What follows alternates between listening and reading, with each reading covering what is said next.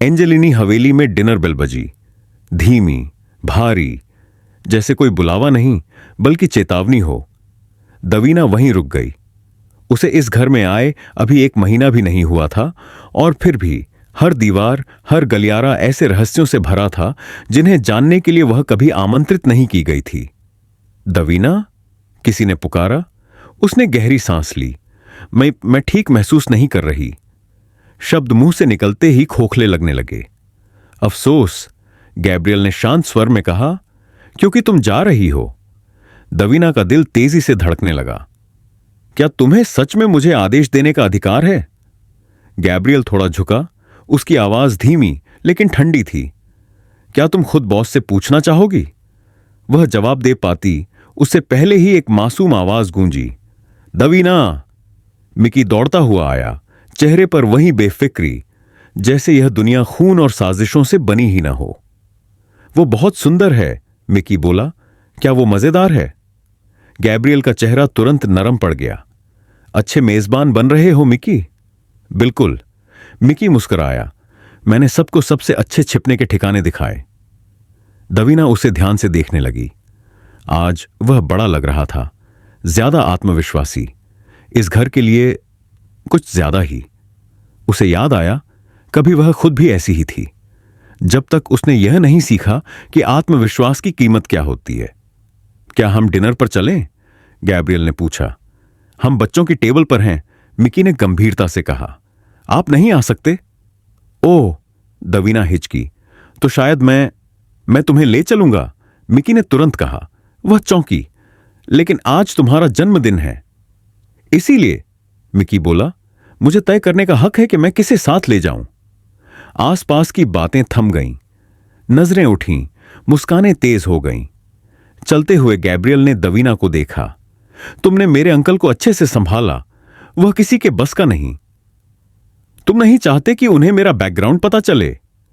दवीना ने धीरे से पूछा। मैं चाहता हूं लोग तुम्हें कम आंकें, गैब्रियल ने जवाब दिया।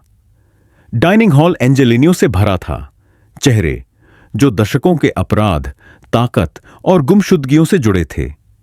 उनमें से कोई भी उसके माता पिता की हत्या से जुड़ा हो सकता था। कोई तुम्हें नहीं देख रहा, पास बैठे आदमी ने हल्के अंदाज में कहा। वह जानती थी यह झूठ था। गैब्रियल देख रहा था, हमेशा। डेजर्ट की घोषणा होते होते उसके भीतर की घबराहट बढ़ चुकी थी। दवीना, गैब्रियल ने कहा, मिकी थक रहा है, क्या तुम उसे ऊपर ले जाओगी? खुशी से। जब उसने मिकी को सुलाया तो एक सच्चाई उसने खुद से नहीं छुपाई। वह यहां नहीं रह सकती। उसकी मौजूदगी मिकी को बचाती नहीं थी, बल्कि उस दुनिया को मजबूत करती थी जो एक दिन उसे भी तोड़ देगी। जब वह लौटी, गैब्रियल उसका इंतजार कर रहा था।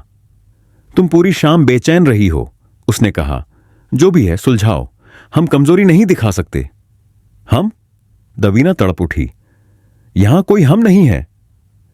गैब्रियल रुक गया। तुमने मुझसे झूठ बोला, दवीना बोली, अपने कजिन के बारे में।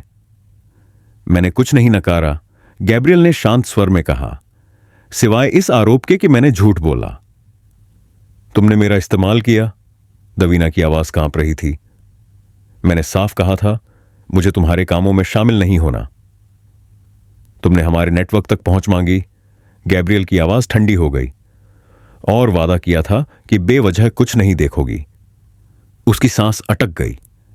मिररिंग सॉफ्टवेयर तुम्हें नहीं देख रहा था, वो बोला, वह मुझे देख रहा था। सच किसी वार की तरह लगा। उसकी खोज ने वेनिस में अलर्ट भेज दिया था। डॉन ने सब देख लिया था। और उसने मुझे याद दिलाया, गैब्रियल ने धीमे से कहा, कि गद्दारों के साथ क्या होता है। दवीना की आवाज कांप उठी। तो तुम्हारा कजिन कीमत चुका गया। उनके बीच सन्नाटा फैल गया।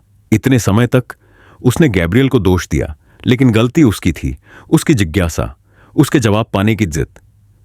मेरा इरादा नहीं था। मुझे पता है, गैब्रियल बोला, लेकिन इस दुनिया में आधा अंदर नहीं रहा जा सकता। उसने उसकी आंखों में देखा। या तो मैं तुम्हें बचाऊं या फिर नहीं। एक चुनाव, अंदर या बाहर। और एक बार यह चुनाव हो गया तो फिर वापसी का कोई रास्ता नहीं था।